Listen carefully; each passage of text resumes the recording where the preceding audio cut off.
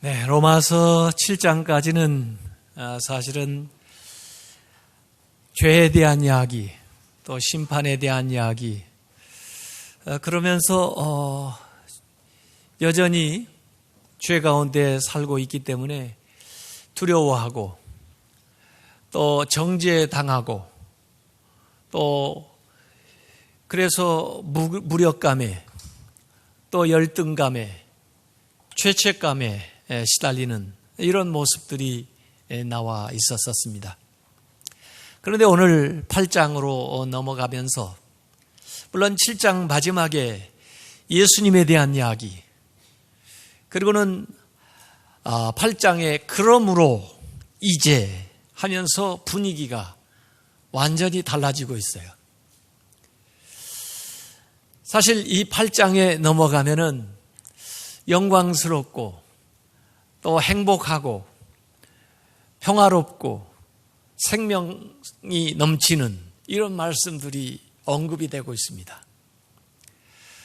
근데 무슨 차이인가 하고 가만히 들여다보니까 이 로마서 7장까지 성령님에 대한 언급이 3번 나와 있었습니다.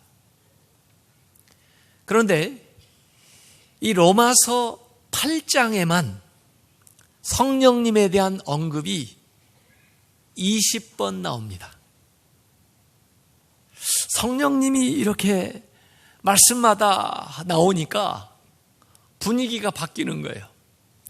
생명이 넘치는 거예요. 활력이 넘치는 거예요. 소망이 넘치는 거예요. 오늘 읽은 1절부터 11절까지만 봐도 성령님에 대한 언급이 11번 나옵니다. 그래서 말씀절마다 성령에 대한 언급이 나와 있어요. 로마서 7장에 제일 많이 나오는 단어는 뭐냐면 나라는 단어입니다. 내가, 나의. 나라는 말이 자그만치 로마서 7장에 27번 나와요. 그러니까 로마서 7장에는 나라는 말이 27번 나오고 로마서 8장에는 성령이라는 말이 20번 나오니까 로마서 7장의 분위기와 로마서 8장의 분위기는 전혀 다른 겁니다. 내가 주인이 돼서 살아갔던 나의 삶의 모습과 성령이 나의 삶의 주인이 되어서 살아가는 모습은 전혀 다른 겁니다. 그래서 오늘 성경은 우선 우리에게 너의 주인이 누구냐 하고 물어보고 있는 거예요. 인생을 살아가는 방식이 누가 주인이냐에 따라서 완전히 달라지기 때문에 그렇습니다. 예수 믿는다는 것은 예수님 안에 살아가는 것이고 예수 안에 살아간다는 것은 성령께서 내 안에 계시다는 거예요. 그래서 오늘 로마서 8장에는 예수 안에 엔 크리스도 그리고 성령을 따라라고 하는 단어가 굉장히 중요하게 언급되어 있어요. 믿음 생활은 결국 예수님 안에 사는 거고 믿음 생활은 성령이 인도하는 대로 살아가는 것이 믿음 생활인 것을 믿으시기를 바랍니다. 나의 삶의 주도권을 내가 주도하던 거에서 성령이 주도하는 것으로 바뀌어야 그게 진짜 하나님 믿는 사람이에요. 예수님을 영접하는 순간 예수님이 내 안에 들어오실 때 성령을 통해서 이렇게 우리에게 오셨어요. 그래서 그 성령을 통해서 예수님이 세상 끝날까지 우리와 함께 계셔요. 그래서 이 성령은 하늘나라의 보증으로 우리에게 오신 것이고 우리 안에 계시면서 우리를 하늘나라까지 결국 인도하고 가실 거예요. 그래서 성령님은 우리에게 사실은 영원히 계시는 거예요. 성령님은 우리와 영원히 계시는 거예요. 성령을 따라 사시길 바랍니다. 여기 날아다니는 파리가 어떻게 하면 뉴욕에 갈 수 있을까요?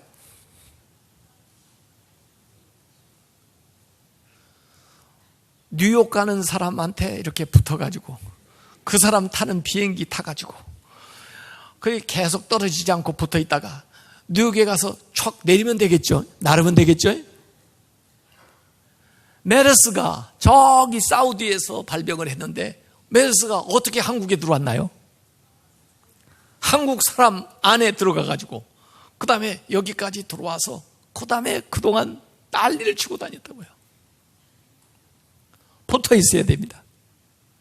그래서 기는 놈 위에 뛰는 놈, 뛰는 놈 위에 나는 놈, 나는 놈 위에 붙어 다니는 놈. 붙어 다니면 되는 겁니다. 힘없어요? 붙어 다니면 되는 겁니다. 에? 믿음 생활이라는 것은 성령께 붙어가지고 성령이 이끄는 대로 가는 거예요. 성령이 우리를 어디로 데려가요? 천국에 데려가요. 하나님 나라로 데려가요. 이 성령님의 역사는 모든 하나님의 역사를 현재화시켜주는 게 성령님입니다.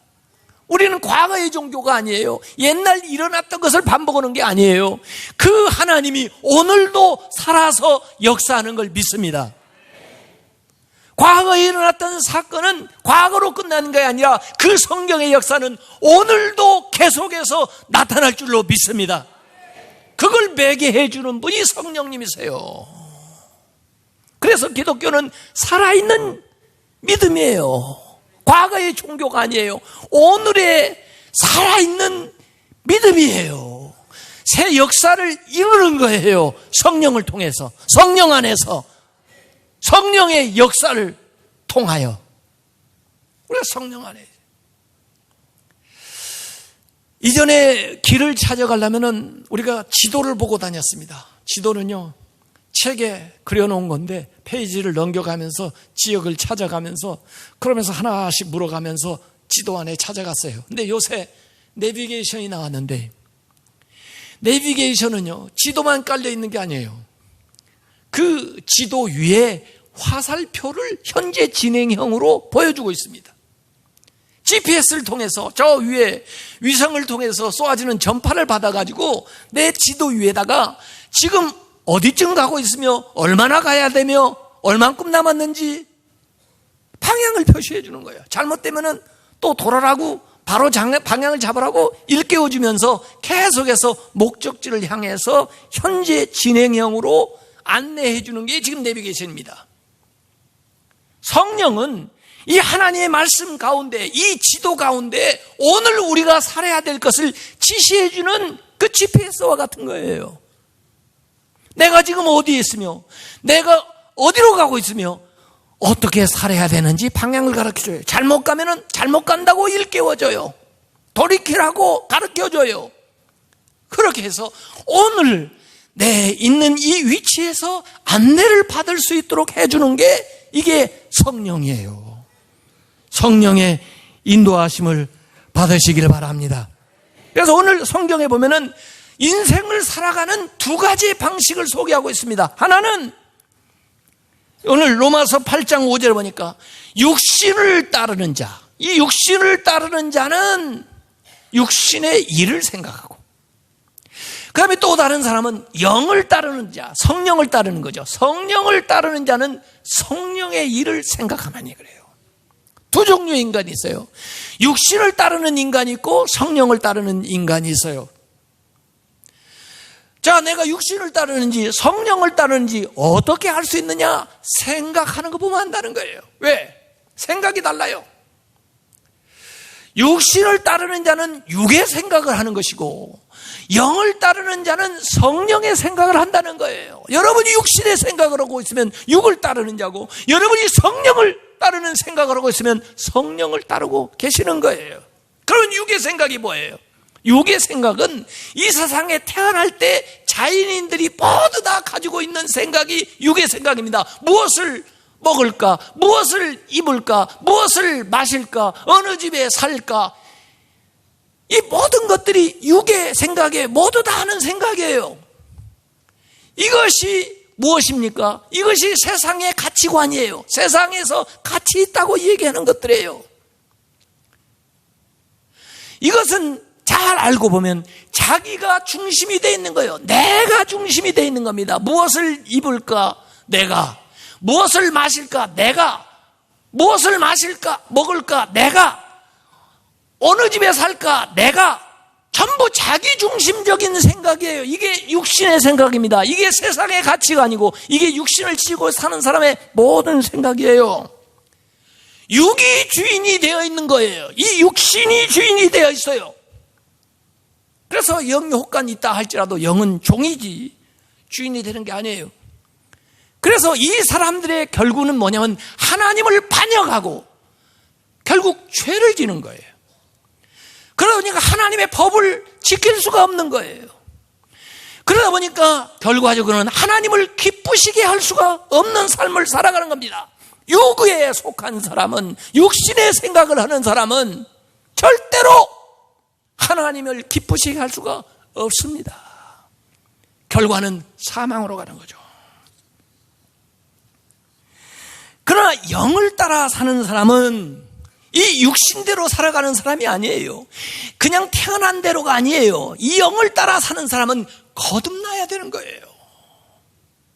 거듭나지 않으면은 자연인 상태로서는 육을 따라 살아가는 거지 거듭나지 않고서는 영을 따라 살 수가 없어요. 하나님의 성령으로 거듭나야 영을 따라 생각을 하게 되고 영을 따라 살아가게 되는 겁니다. 여러분 예수 그리스도를 통해서 거듭났습니까? 과거에 죄를 지었던 과거의 옛사람은 죽고 예수 그리스도를 영접함으로 거듭났습니까? 거듭난 사람은 영의 생각을 그때부터 하게 되는 거예요. 내 안에 계시는 영이 생각을 하는 거예요. 이 영의 생각은 무엇이냐? 어떻게 하면 하나님을 기쁘시게 할까? 어떻게 하면 하나님의 뜻대로 살까? 어떻게 하면 하나님의 말씀대로 실천할까? 어떻게 섬길까? 어떻게 사랑할까? 어떻게 헌신할까? 이런 것들을 생각하는 거예요. 거룩한 생각이에요. 앞에 육을 따라 살아가는 사람은 세상 근심을 하는 사람들이지만은 이것은 영을 따라가는 사람들은 거룩한 근심을 하는 거예요. 육의 사람들은 세상적인 부담감을 갖지만은 영의 사람들은 거룩한 부담감을 갖는 거예요. 그게 다릅니다. 그러니까 내 스스로를 한번 진단해 볼 수가 있어요. 나는 육을 따라 사는 사람이냐 영을 따라 사는 사람이냐. 육을 따라 사는 사람은 육의 생각을 하고 살고 어디 가면 돈이 더 많이 생겨냐, 어디 가면 내가 더 대접을 받을 수 있냐, 어디 가면 내가 더 높아질 수 있냐, 그렇게 살고 영의 생각을 하는 사람은 어떻게 하면 하나님이 기뻐하시나, 어떻게 하면 하나님이 영광을 받으시나, 어떻게 하면 다른 사람들을 전도하고 구원할 수가 있나, 어떻게 하면 하나님의 사랑을 실천할 수 있나, 이런 생각을 하고 산다는 겁니다. 그렇기 때문에 내가 육을 따라 사는 사람인지 영을 따라 사는 사람인지 내 오늘 하루 생활만 놓고 봐도 분명히 알 수가 있는 거예요. 여러분은 육을 따라 사는 사람입니까? 영을 따라 사는 사람입니까? 영을 따라 살아야 거룩한 삶을 살 수가 있고 하나님의 법을 이룰 수가 있고 하나님을 기쁘시게 할 수가 있는 거예요. 그 다음에 예수 그리스도의 은혜로 말미암아 우리가 죄와 사망에서 해방이 됐습니다. 이 세상에요, 인간이 요새 지식도 많고 기술도 좋아져가지고 대부분 많은 것들을 해요. 옛날에 상상할 수 없었던 일들을 해요. 그래서 무슨 난관을 만나면 좀 더 연구해보자. 연구해서 그걸 극복해보려고 지식을 탐구하는 사람도 있어요. 또 옛날에 못 고치던 병들도 많이 고쳐가지고 그 다음에 수명이 연장되고 그래요. 그래서 참 더 좋은 의사를 만나고 더 좋은 의료시설에서 한번 진단을 받고 조치를 받아보자. 그래서 아픈 문제도 어느 정도 해결하고 대부분의 문제들을 인간들이 노력해서 해결하려고 해요. 그런데 아무리 노력해도 인간이 해결할 수 없는 것 두 가지가 있습니다. 하나는 죄의 문제. 인간은 죄는 지을지 몰라도 죄를 없이 하지를 못해요. 내 죄를 없이 할 수가 없어요. 지난 죄를 없앨 수가 없어요. 죄 죄는 정죄와 심판이 계속 따라붙게 되는데 죄 문제를 해결할 수가 없어요. 아무리 과학을 발전해도 더 고등 죄를 질지는 몰라도 죄를 없이 하지를 못해요. 그 다음에 죽음의 문제를 해결을 못해요. 우리는 다 알고 있습니다. 죽는다는 걸 다 알고 있습니다. 그러면서도 죽음의 시점을 좀 더 연장을 시킬 수 있을지는 몰라도 죽음 자체를 없앨 수가 없어요. 그 문제를 해결하는 게 메시아입니다. 누가 죄의 문제를 해결하고 누가 이 사망의 문제를 해결하냐 그 말이에요. 그분이 메시아입니다. 여러분 다른 종교에 가서 물어보세요. 죽음의 문제를 해결해 줍니까? 죄의 문제를 해결해 줍니까? 해결할 수가 없어요. 그것이 일반 종교입니다. 오직 예수 그리스도만이 십자가에서 우리의 죄를 대속해 주심으로 해결한 걸 믿으시길 바랍니다. 예수 그리스도의 대속의 십자가가 없다면 죄가 용서받을 수가 없어요. 오직 예수님만이 죽었다가 사흘 만에 부활하심으로써 죽음의 문제를 해결해 준 걸 믿으시길 바랍니다. 예수님 외에는 죽음의 문제를 해결해 줄 분이 없어요. 그분이 메시아예요. 그분이 그리스도예요. 그래서 오늘 성경에도 그 두 가지 문제에 대한 이야기를 하고 있습니다. 3절에 예수님이 죄로 말미암아서 자기 아들 하나님이 육신의 모양으로 보내어 죄를 해결한 거예요. 그게 십자가 죄의 문제. 11절에는 예수를 죽은 자 가운데서 살리신 이로 말미암아 너희 죽을 몸을 살리신다. 부활. 십자가와 부활로 우리의 죄와 죽음의 문제를 해결한 걸 믿으시기 바랍니다. 그 예수 안에 있으면은 여러분이 정죄함이 없는 거예요. 여러분이 죄에서 사함을 받고 죽음에서 다시 살게 된 거예요. 성령께서 우리 안에서 이것을 증거하면서 우리를 인도하는 걸 믿으시길 바랍니다. 죄와 사망의 법에서 우리를 해방해가지고 생명의 성령의 법 안에 우리를 이끌어 가시는 거예요. 성령의 법, 생명의 법이 우리를 이끌어가는 거예요. 그래서 예수 안에 있는 사람, 성령 안에 살아가는 사람은 정죄함이 없을 뿐만 아니라 죄에 대해서도 승리하고 사망도 이기는 권세 있는 삶을 살게 된 걸 믿으시길 바랍니다. 이 성령이 우리에게 임하셔서 역사하게 되면은 5, 6절에 보니까 우리에게 생명과 평안이 임한다 이거예요. 이번에 두 분의 목사님이 오셔서 말씀을 하세요. 오영택 목사님, 홍민기 목사님, 두 분이 오셔서 이 주제를 좀 달라고 그랬더니 그냥 말씀이 간단해요. 오영택 목사님은 생각대로예요. 생각대로 주제를 하라니까 이 생각대로 뭐 앞에 뭐 나올는지 뒤에가 뭐 올라오는지 궁금하기는 한데 생각대로 이렇게 딱 주죠.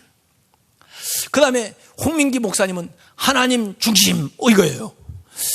좋은 말이기는 한데 하나님 중심 이렇게 너무 간단히 나와가지고 기도원에서 전체 주제를 이렇게 두 분의 말씀을 다 망라할 수 있는 말씀을 좀 하나 정해 주시죠 하는데 구체적인 주제, 이 소주제 제목들이 안 나왔으니까 제가 고민이잖아요. 그래서 고민하다가 제가 이번 주제로 뭘 삼은지 아세요? 못 보셨어요? 관심도 없으세요?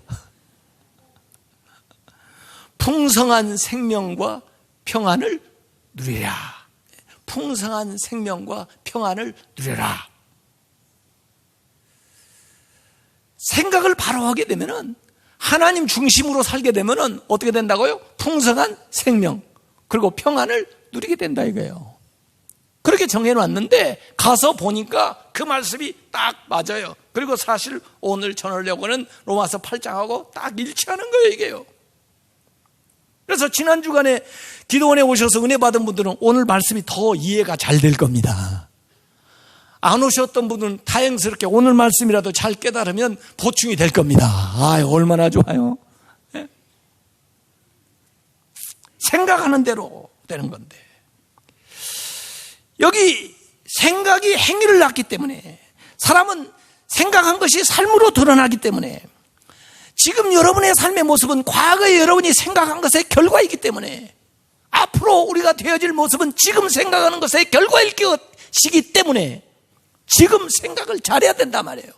근데 이 생각이라는 말이 영어에 think도 있지만 mind라는 말이, mind라고 하는 것은 그냥 한번 이렇게 생각하고 버리는 게 아니고 마음이 이렇게 품는 거예요. 뭔가 집중하는 거예요. 생각에서 뭔가 가치 있다고 생각을 해서 그렇게 마음을 하나로 모아가지고 그 다음에 그 일에 관심을 모아 나가는 게 생각인데, 예? 그래서 의도적으로 무엇인가 집중하고 몰두하면서 거기에 사로잡혀가지고 주의를 기울이는 게 이게 생각인데, 여기 마인드라고 돼 있는 건데, 그것이 우리의 인생을 바꾸고 우리의 인생을 만들어 간다는 거예요. 우리가 그리스도인이 되고 하나님의 사람이 되기 위해서는 이 영적인 것, 하늘에 속한 것, 성령에게 마음을 두어야 되는 거예요. 여기 두 가지 생각이 나오는데 육신의 생각이 나와요. 이 육신의 생각, 야고보서 1장 15절도 육신의 생각에 대한 이야기를 한 적이 있어요. 육신의 생각이 욕심을 품게 되면은 이 욕심이 잉태해서 죄를 낳고 죄가 장성해서 사망을 낳는다. 그래서 그 생각은, 육신의 생각은 결국 목적지가 사망으로 가는 거예요. 그래, 우리가 생각하는 걸 주의해야 되는 거예요. 물론 한번 이렇게 스치는 생각, 그게 자리를 잡지 않도록 주의해야 돼요. 루터가 그런 얘기 했습니다. 새가 위로 날아가는 건 어떻게 할 수 없지만 그 새가 네 머리에 둥지를 트는 것은 네 책임이다. 그랬어요. 생각이 스치고 지나가, 이렇게 5만 가지 생각이 스치고 지납니다. 근데 그걸 딱 포착해가지고 가지고 있는 것은 네 책임이다. 좋은 생각을 품어야 되는 거죠. 육신의 생각을 품게 되면은 결국 그게 알을 낳고 장성해서 사망에 이른다. 그러나 우리는 성령이 주시는 생각을 품어야 된다 이거예요. 성령을 주목하고 성령을 가슴에 품다 보면 성령이 주시는 생각은 모두 다 거룩한 생각입니다. 거룩한 생각입니다. 여러분이 성령의 생각인지 아닌지를 딱 분별하는 기준은 거룩하냐, 그렇지 않느냐 보면 아는 거예요. 성령의 생각은 거룩해요. 거룩한 생각이 하나님의 의와 하나님의 사랑을 이루게 되고, 그것이 더 나아가게 되면은 풍성한 생명과 평안을 이루게 되는 겁니다. 그게 우리에게 영원한 생명을 가져다 주는 거예요. 그러니까 성령의 생각은 결국 생명으로 가는데 보통 생명이 아니고 풍성한 생명이에요. 이 세상에서도 풍요로움을 누리는 거예요. 영원한 하나님 나라의 생명을 누릴 뿐만 아니라, 그리고 그 삶이 평안해요. 평안. 세상이 줄 수 없는 평안을 누리는 거예요. 예수님 뭐라고 하셨어요? 내가 온 것은 양으로 하여금 생명을 얻게 하고 영원한 생명, 구원을 받는 거예요. 그런데 그 생명이 더 풍성해지는 생명이에요. 그 풍성해지는 생명이라는 것은 이 세상의 삶이 그만큼 가치 있고 아름답고 행복하게 된다는 거예요. 예수님이 너한테 평안을 주겠다 그러는데 그 평안은 이 세상이 줄 수 없는 평안을 준다고 그랬어요. 빼앗을 수 없는 평안을 준다고 그랬어요. 이것은 성령을 통해서 성령의 생각을 하는 사람에게만 오는 줄로 믿으시길 바랍니다. 이런 사람이 하나님을 기쁘시게 하고, 이런 사람이 그리스도인이 되고, 오늘 마지막 11절에 보면요, 이 부활의 생명이 내 안에 들어오는데 이 세상에서부터도 이 부활의 생명을 경험하는 거예요.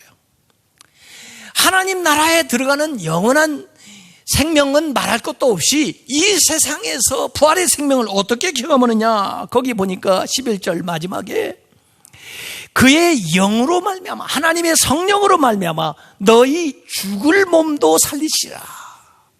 그냥 몸이라고 하지 않고 죽을 몸이라고 그랬어요. 이 몸이 죽지 않는다고 생각하는 사람 아무도 없겠죠. 죽을 몸이라고 그래요. 그 죽을 몸을 살리신다는 게 뭐냐? 이 영생, 영원한 삶, 천국에 가는 생활도 얘기하지만 제가 보니까 아까 풍성한 생명이라고 그랬는데 왜 이렇게 형용사를 붙이냐? 이 세상에 살아가는 삶조차도 이 얘기를 하는 거예요. 죽어서만이 아니고 지금 예수를 믿고 성령의 인도함을 받는 이 삶 자체가 이 죽을 몸을 살리는 삶을 사는 거예요. 풍요로운 삶을 앞당겨서 지금부터 살아가는 거예요. 하나님이 여러분을 통해서 뭔가 하시려고 하는데 그냥 놔두겠어요? 여러분이 그렇게 경제적으로 어렵고 힘든 세월을 지내는데 하나님 그냥 놔두겠어요? 여러분이 가족, 자녀들 때문에 그렇게 죽을 지경인데 하나님 있는데 하나님이 그냥 놔두겠느냐고요? 죽을 몸을 살리신다니까요. 성령께서 세상의 문제를 해결해 주는 게 아니에요. 예수 그리스도가 성령이 내 안에서 인도하게 되면 주의 뜻 안에서 주님의 때에 주님의 방법으로 해결해 주세요. 죽을 몸도 살려주시고 환경의 문제도 바꿔주시고 우리 인생도 하나님이 인도하셔서 우리에게 무슨 생명을 주냐? 풍성한 생명을 주시는 거예요. 우리에게 뭘 주냐? 평안을 주시는 거예요. 평안. 과거에는 우리가 정죄받고 무력감에 죄책감에 두려움에 살았는데 성령이 오셔가지고 성령이 내 마음을 주관하고 나를 인도하면서부터 그 정죄함이 사라지고 죄와 사망에서 내가 자유함을 얻고 주님의 은혜 안에서 풍성한 생명과 평안을 누린다는데 성령을 안 받으면 되겠어요? 성령의 인도함을 안 받으면 되겠냐고요? 오직 성령을 충만하게 받으시기 바랍니다. 오직 성령을 따라 사시길 바랍니다. 오늘도 역사하시는 성령님의 인도하심을 받으시길 주님의 이름으로 축원합니다.